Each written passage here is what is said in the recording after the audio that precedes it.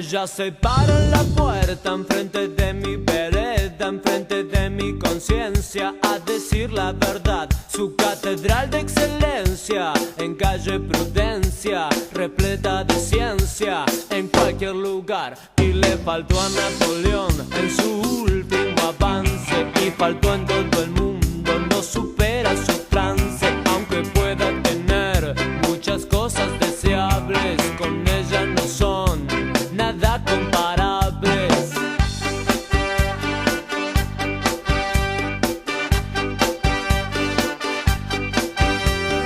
Yo la interminable y super guía, yo soy la señora sabiduría. Si no quieres jugar al juego de la vida,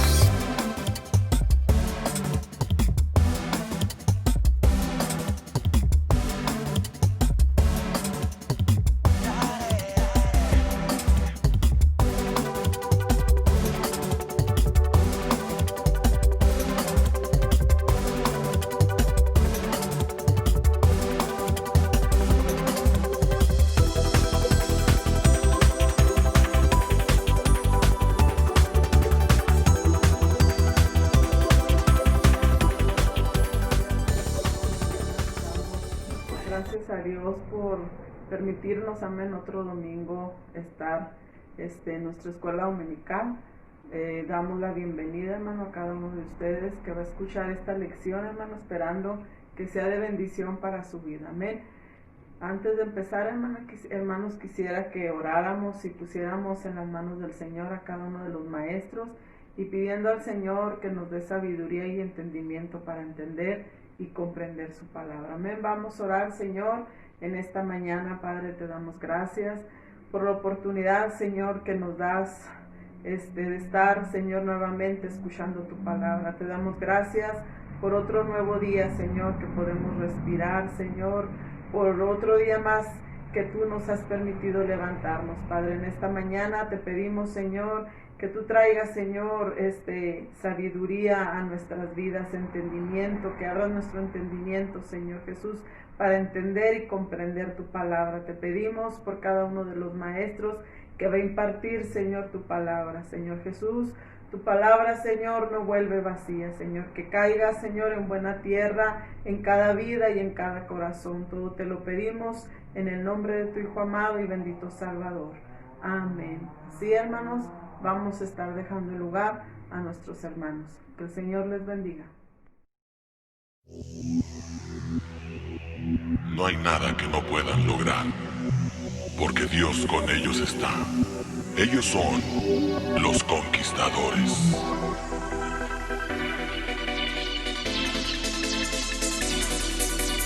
En Jehová somos vencedores, no tememos ni a los leones, escucha nuestro nombre.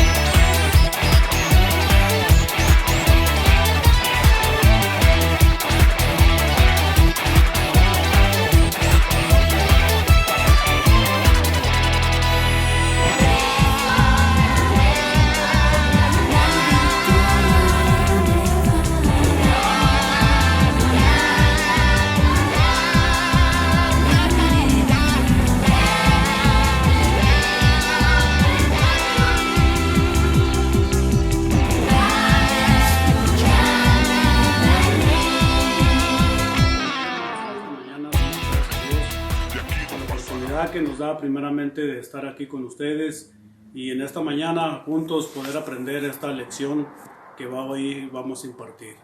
Y así, hermanos, sin más preámbulos, vamos a entrar a la introducción de esta lección. Todos nuestros intentos por darle sentido a la vida a través de las ciencias terrenales son infructuosas.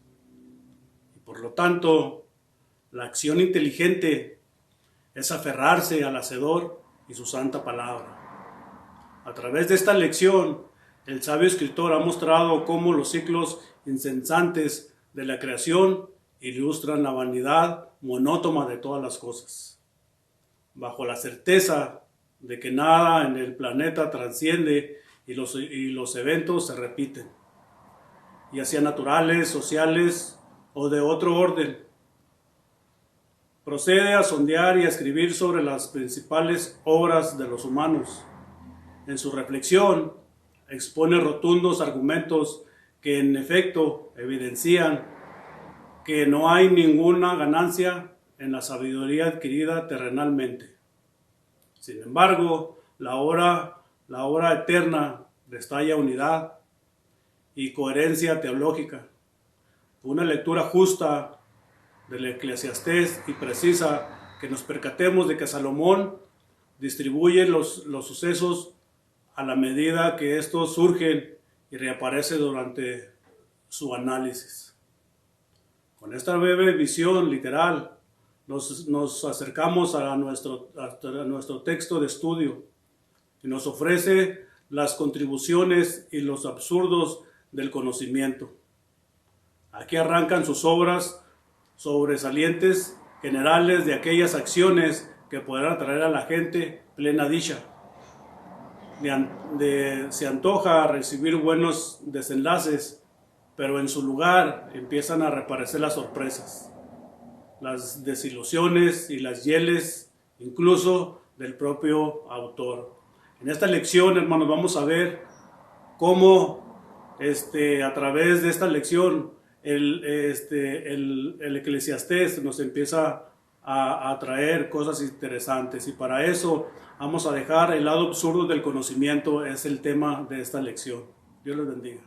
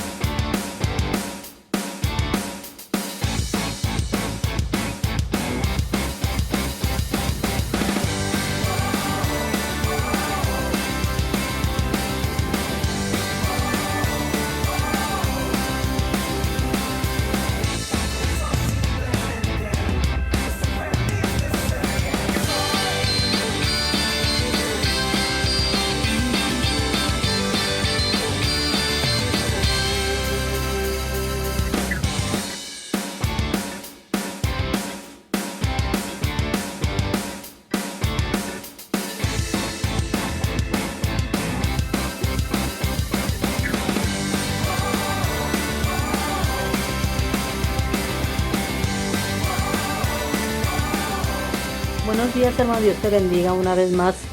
Es un placer estar nuevamente contigo en esta mañana de escuela dominical y vamos a empezar con nuestra clase de hoy, que es nuestra lección número 4, donde vamos a estar hablando acerca del lado absurdo del conocimiento.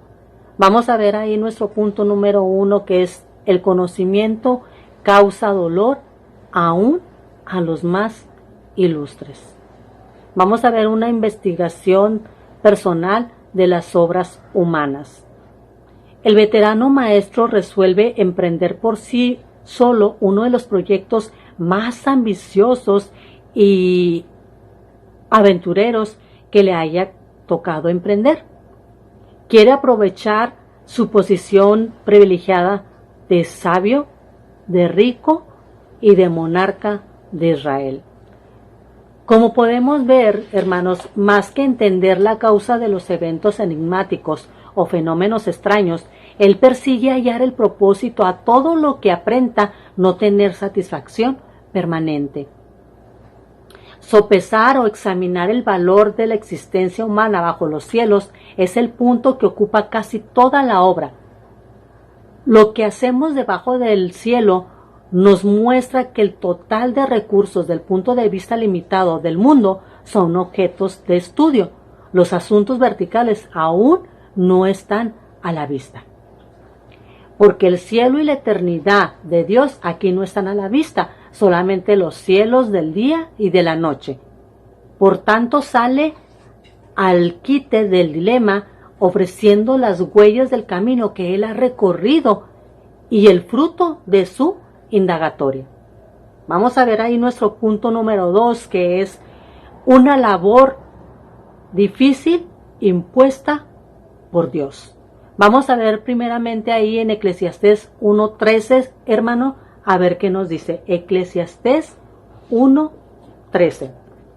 Dice así su palabra, dice: y di mi corazón a inquirir y a buscar con sabiduría sobre todo lo que se hace bajo del cielo.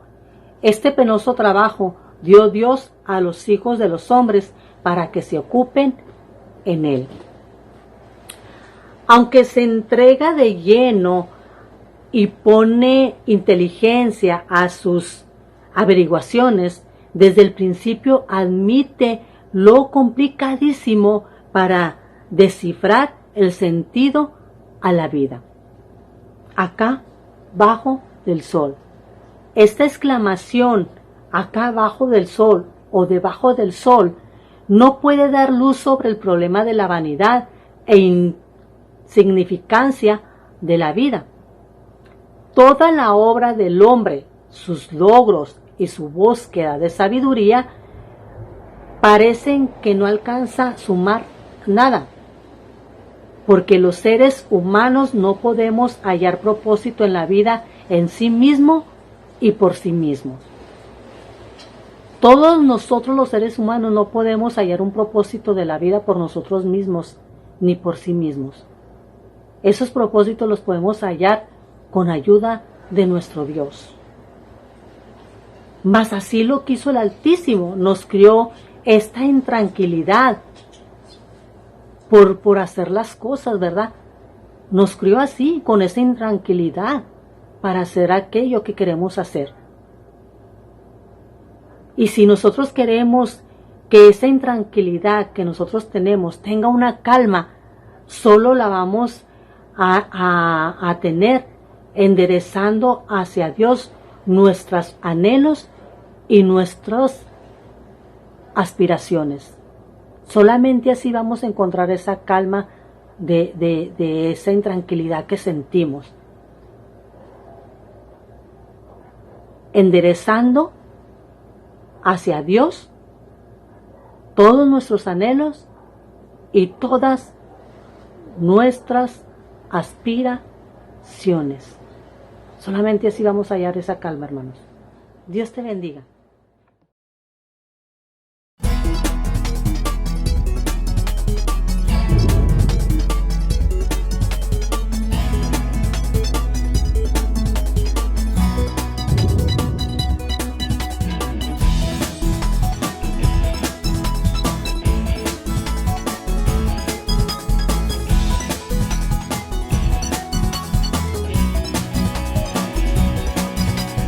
Buenas noticias hay.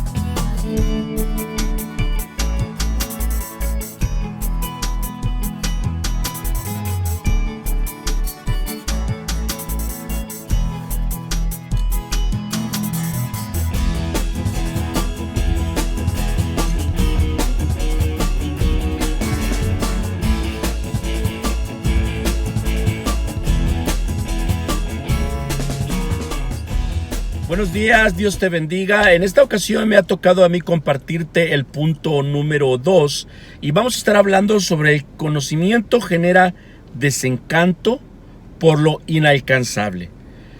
¿De qué es lo que aborda este punto? Bueno, primero que nada hay que regresar otra vez a que nos quede claro el hecho de que el escritor del Eclesiastés en primer plano nos deja claro o nos lleva primero a dejar claro que estamos hablando en un ambiente terrenal, en un ambiente físico.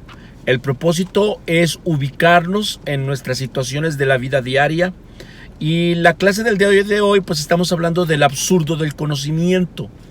Y hablando del absurdo del conocimiento, se vuelve absurdo cuando el conocimiento genera un desencanto, una desilusión, que es el punto que estamos abordando. Vuelvo a insistir y debe quedarnos claro, estamos hablando en un ambiente físico, en un ambiente material, en un ambiente terrenal. Y es importante que nos quede claro para no ir a malinterpretar el propósito del estudio, el propósito de lo que el escritor, el predicador nos quiere enseñar. Y lo primero que nos quiere enseñar en este punto que me toca abordar es que aunque no es malo el conocimiento genera cierto nivel de insatisfacción. Y genera insatisfacción cuando ese conocimiento, aunque se busca y se procura, pues no nos alcanza a revelar el todo. Y entonces el predicador, el escritor de Eclesiastés, utiliza la frase "he visto todas las obras", y la repite en varias ocasiones. Esto es porque nos quiere dejar claro que ha seguido él un proceso. Para los que saben un poquito de esto, inclusive es un proceso científico. Es el proceso científico por excelencia que inicia con la observación.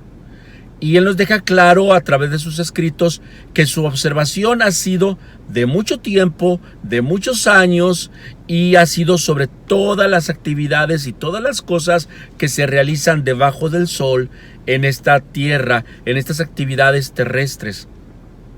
Habrá quien diga, bueno, él observó lo que había en su tiempo, lo que había en su época. En realidad no hay mucha variación en cuanto al sentido o el fondo o lo profundo del tema, porque lo que ha cambiado es la tecnología, lo que ha cambiado son los satisfactores, pero no ha cambiado la necesidad del ser humano. La necesidad es la misma. Por ejemplo, el hambre es una necesidad básica, primordial, la alimentación.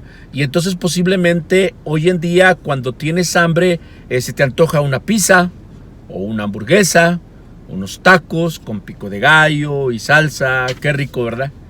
Y bueno, ese es un satisfactor. Te comentaba yo en una clase anterior.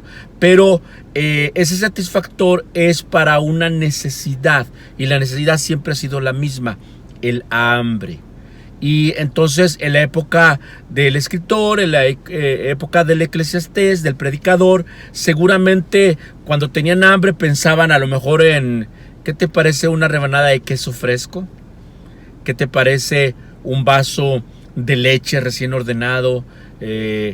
Pan recién horneado estilo campirano. Qué rico, ¿no? Qué banquete, qué manjar. Pero bueno, eso es lo que ellos entendían como satisfactor de la necesidad. Y entonces, realmente los satisfactores son los mismos, pero, los satisfactores han cambiado, pero las necesidades son las mismas.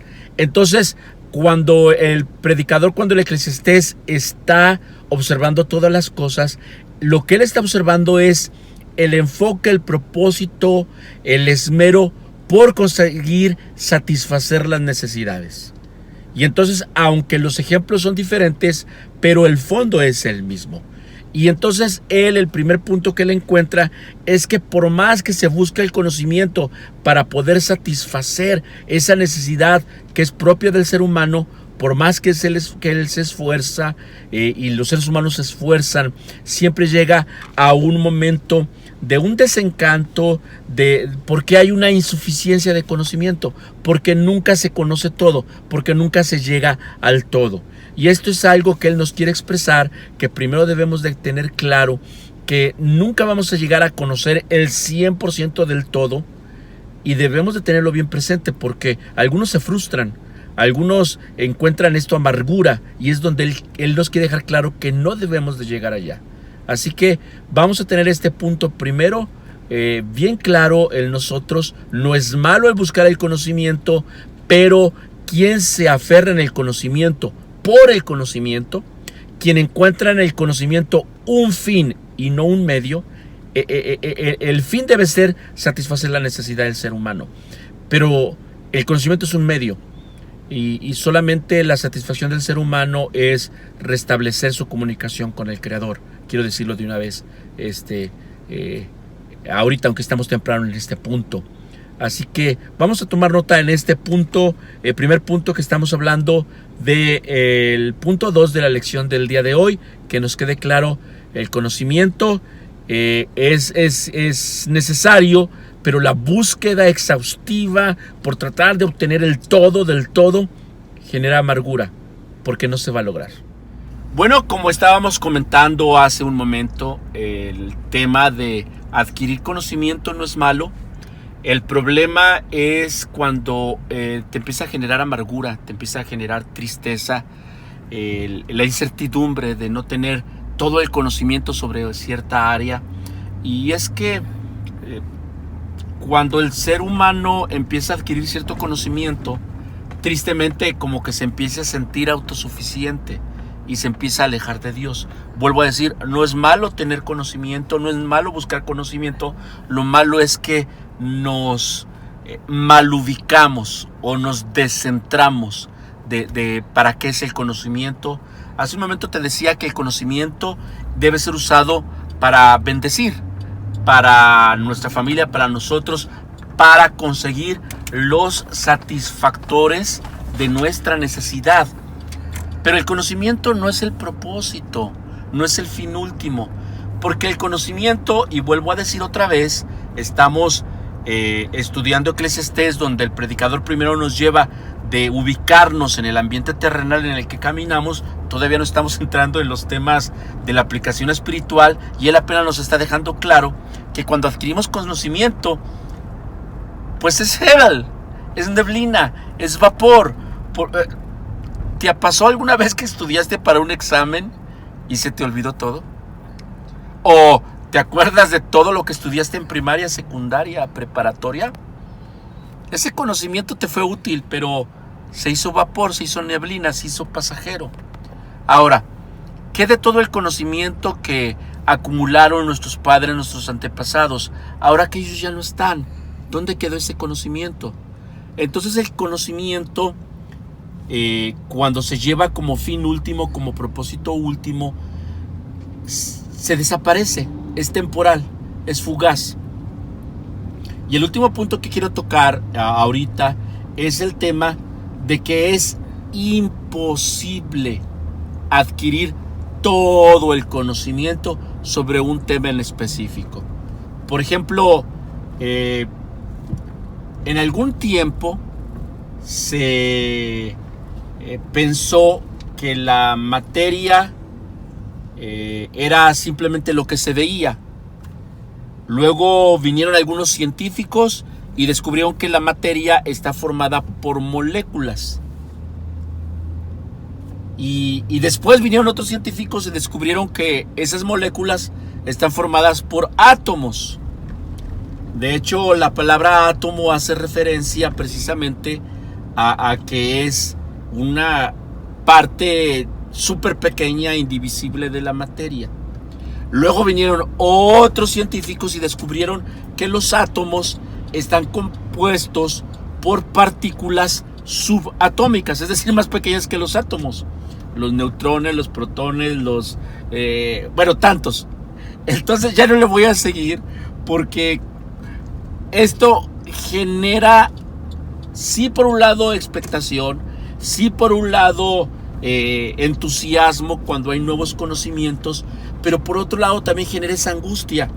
qué tanto no conocemos, qué tanto no sabemos. Porque entonces el ser humano ve el conocimiento como un fin, en lugar de verlo como un medio. Qué bueno que existe el conocimiento de las moléculas, de los átomos. Qué bueno que existe el conocimiento de las leyes de la física, de las leyes de la química. Por ejemplo, si no conociéramos algunas cuestiones de las leyes de la física, no sabríamos que en invierno, si no cubrimos las tuberías de cobre, con las bajas temperaturas se revientan. Esa es una manifestación de leyes de la física y de la química. Si no lo conociéramos, qué mal la pasaríamos. Si no supiéramos que nuestra comida se puede echar a perder por la acción de la temperatura y de los microorganismos, pues qué mal la pasaríamos. Déjame te digo como ejemplo un dato cultural. En la época medieval se pensaba que los tomates, los jitomates, eran venenosos y estaba prohibido comerlos. ¿Y por qué pensaban que eran venenosos? Pues resulta que en aquella época era común que se tuviera vajillas o platos de cobre, y entonces servían las ensaladas y los tomates o jitomates rebanados sobre las vajillas de cobre, y al entrar en contacto el cobre con el ácido, que es el componente, la vitamina C más bien de componente del tomate, el jitomate, creaba una reacción química que es un veneno. Y entonces cuando se comían ese químico que se convirtió en veneno, ¿qué crees? Se morían. Entonces, ¿cuál es la conclusión? Los tomates son venenosos. Y no, que el problema era que los platos eran de cobre y luego aparte no los lavaban, pero es otro tema, la falta de higiene. Entonces el conocimiento de la ciencia nos ha permitido ser más saludables y ser más fuertes y vivir mejor. Pero otra vez, este conocimiento es un medio para vivir bien, no es el fin, no es el propósito. Y el hombre, tristemente a veces, pone el conocimiento como si fuera su Dios. Y aquí entramos en problemas. Porque la ciencia, el conocimiento, el saber, todo eso es creación de Dios, sujetado a la autoridad de Dios, y que nos lo ha dado para nuestro bienestar. Cuando Dios nos puso para administrar la creación en el sexto día, también nos puso como dueños y como beneficiarios de todo el conocimiento. Tristemente, el hombre no quiso esperar a que Dios nos fuera dando en la medida que necesitábamos. Lamentablemente el ser humano quiso desobedecer y comer del árbol del bien y del mal y obtener de golpe muchas cosas que aparte que no necesitaba no eran el momento. Este es mi punto, este es el tema que me toca compartir. Debemos de tener cuidado, es bueno el conocimiento, pero debemos de tener cuidado porque si nos empieza a generar aflicción, frustración, ansiedad, es que nos estamos confundiendo. El conocimiento es para nuestro bien, pero el objeto de nuestra adoración debe ser Dios, que es el que creó el conocimiento. Dios te bendiga.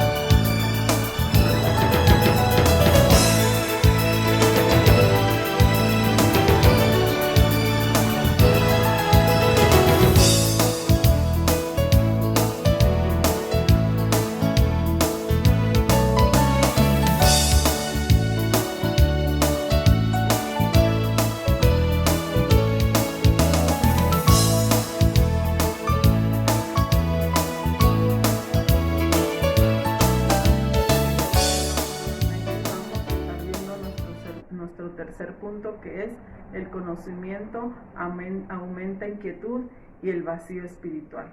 Un sabio más idóneo que ninguno. Este maestro, hermanos, en ningún modo rechaza las actividades educativas, académicas, fisiológicas, como si fuesen malos en sí mismos. Al contrario, reconoce su cultura. Pero no trascienden a este mundo. Dice que son efímeras y no dan contentamiento ni realización plena. La Biblia textualmente traduce su palabra de este modo. Ahí en Eclesiastés, hermano, capítulo 1, verso 16, dice la palabra del Señor: hablé yo en mi corazón diciendo, he aquí yo me he engrandecido y he crecido en sabiduría sobre todo lo que fueron antes de mí en Jerusalén, y mi corazón ha percibido mucha sabiduría y ciencia. Se ha reconocido como ágil, lúcido, creativo y profundo de pensamiento. Al igual lo respalda una larga trayectoria como un profesional en la redacción. Ha hecho un rico aporte cultural a su patria y los países vecinos con la voluminosa literatura proverbial y una amplia colección de cantos nupciales. Ahí, hermanos, en Primera de Reyes, capítulo 4, verso 2, dice que Dios le dio mucha sabiduría a Salomón y era más sabio, dice, que todos los orientales y egipcios. Es cierto que este pastor aventajaba en letra, arte, prácticas y finanzas a otros personajes ilustres que estuvieron antes que él en el trono. Mas sin embargo, aquí su palabra no transpira egolatría ni altivez en él mismo. Antes bien, especifica las facultades con que el Creador lo había dotado, lo que el Señor le había dado, ¿verdad? Esa grande sabiduría, la misma que ha llegado a perfeccionar. Mas ahora las pone en claro y las ofrece al servicio de la verdad y beneficio del pueblo de Dios. Vamos a estar viendo, hermanos, el segundo punto, que es un sabio experimentado en vivencias bipolares.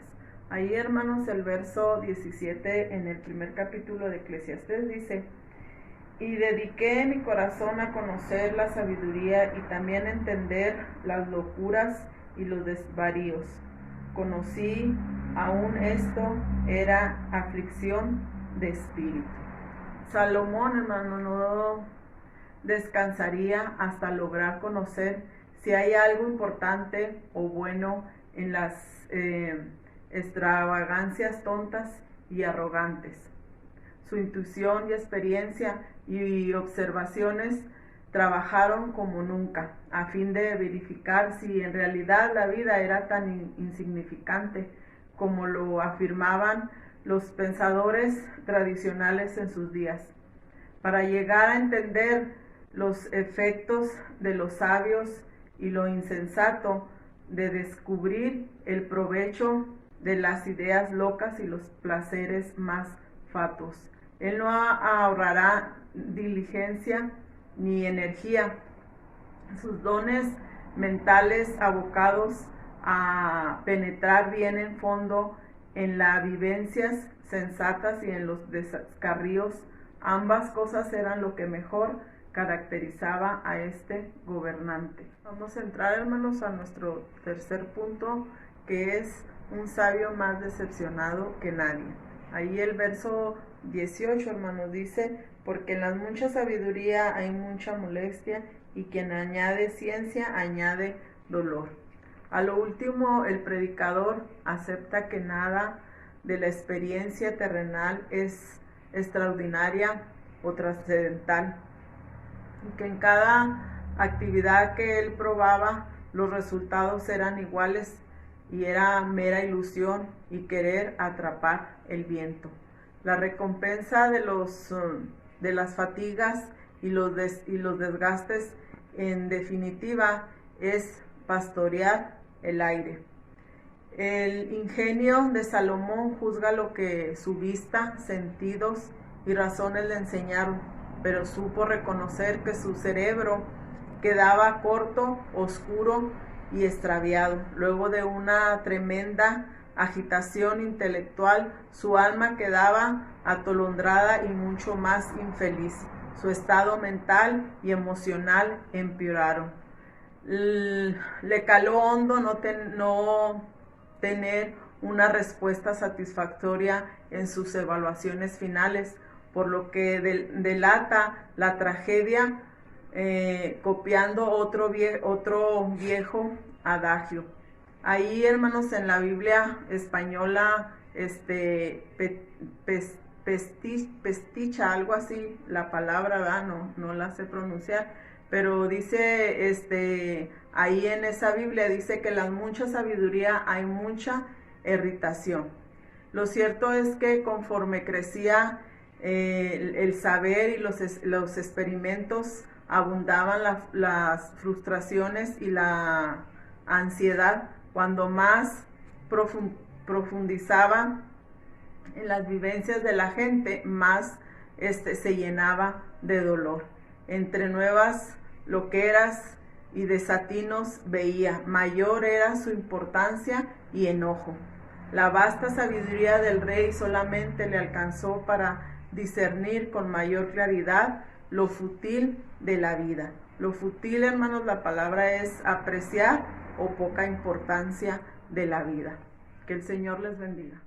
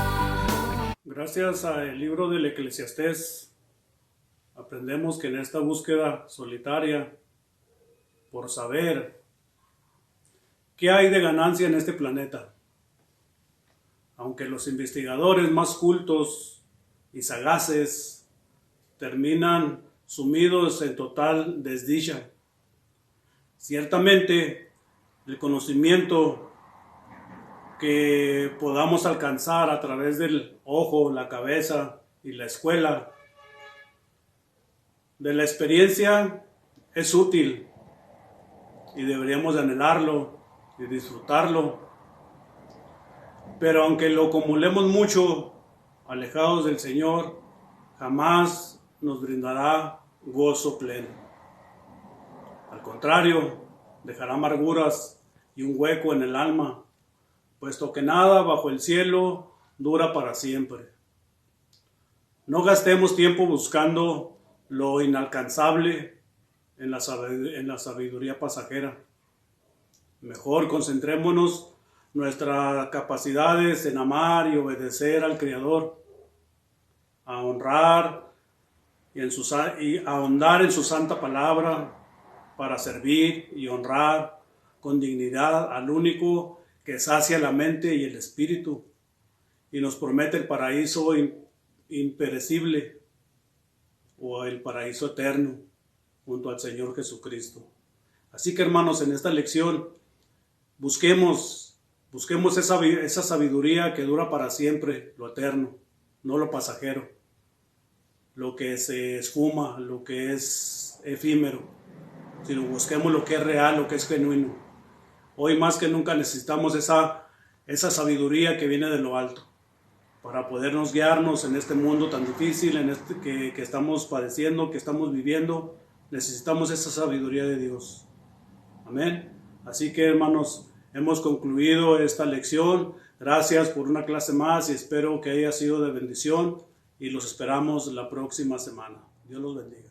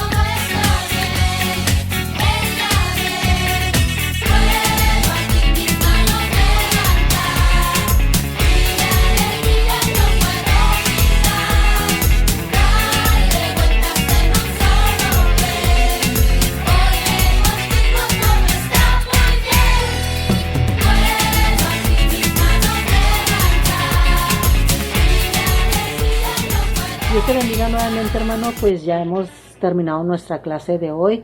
Vamos a orar para ser despedidos, pero antes de orar yo quisiera hacerte la invitación para que asistas hoy a la 1 de la tarde al Templo del Sembrador para nuestro culto. Gracias a Dios que ya se abrieron las puertas de nuestro templo y podemos asistir para gozarnos en la presencia de Dios, para alabar y glorificar su nombre ahí en su casa. Claro, con su sana distancia y con todos los cuidados que se deban de tener. También te invito a que sigas viendo las cápsulas de los jóvenes que transmiten. También te invito para que sigas viendo los cultos infantiles los martes a las 7 de la tarde también por línea. Y te hago también la invitación para el culto del miércoles, que es presencial también en el templo. Como te digo, gloria a Dios porque ya se abrieron las puertas y podemos estar ahí gozándonos en la presencia de Dios, alabando y glorificando su nombre ahí en su casa. Amén. Y te espero la próxima semana a las 10 de la mañana en nuestra escuela dominical. Esa va a seguir por línea también. Por lo pronto, hasta nuevo aviso. Vamos a inclinar nuestro rostro, hermanos, para despedirnos. Amén. Bendito Dios y buen Padre Celestial, estamos delante de tu presencia, Señor, dándote las gracias, Señor, por habernos dado la oportunidad, Señor, de estar una vez más aquí, Señor, impartiendo tu palabra a través de estas clases, a través de esta escuela dominical, Señor. Gracias te doy, Señor, por todo lo bueno que tú has sido en la vida de cada uno de nosotros, Señor. Gracias te doy, Señor, porque hasta ahorita tú has tenido cuidado de cada uno de nosotros, Señor, y nos has cuidado con todo el amor que tú tienes para cada uno de nosotros, Señor. Mira, Señor, estamos felices, Señor, porque ya se abrieron las puertas de tu casa, Señor, porque ya podemos estar yendo al templo a alabar y glorificar tu nombre, Señor. Gracias te doy, Señor, porque a pesar de que nosotros somos faltos ante tu presencia, Señor, tú eres fiel para con nosotros, Señor. Tú nos tienes tanto amor, Señor, que no importa lo que hagamos, Señor, tú siempre estás con nosotros. Tu promesa está ahí, Señor, que tú estarías con nosotros hasta el fin, Señor. Y así lo estamos viendo, que tú estás con nosotros siempre, Señor, aun siendo falta ante tu presencia, Señor. Gracias te doy por cada uno de mis hermanos, Señor, que estuvieron conectados hasta este momento, Señor, al pendiente de estar aprendiendo de tu palabra, Señor. Gracias te doy por cada uno de los maestros, Señor, que están domingo con domingo, Señor, esforzándose, Señor, para estar impartiendo estas clases, que están dispuestos, Señor, a impartir estas clases domingo con domingo, Señor. Gracias te doy en el nombre de Cristo Jesús, tu Hijo amado, Señor. Gracias, mi Señor. Amén y amén. Bueno, hermanos, pues ya somos despedidos de esta clase y no se te olvide, nos vemos la próxima semana a las 10 de la mañana, igual por línea vamos a estar transmitiendo y te espero ahorita en la tarde en el Templo El Sembrador para nuestro culto del día del domingo. Dios te bendiga, hermano.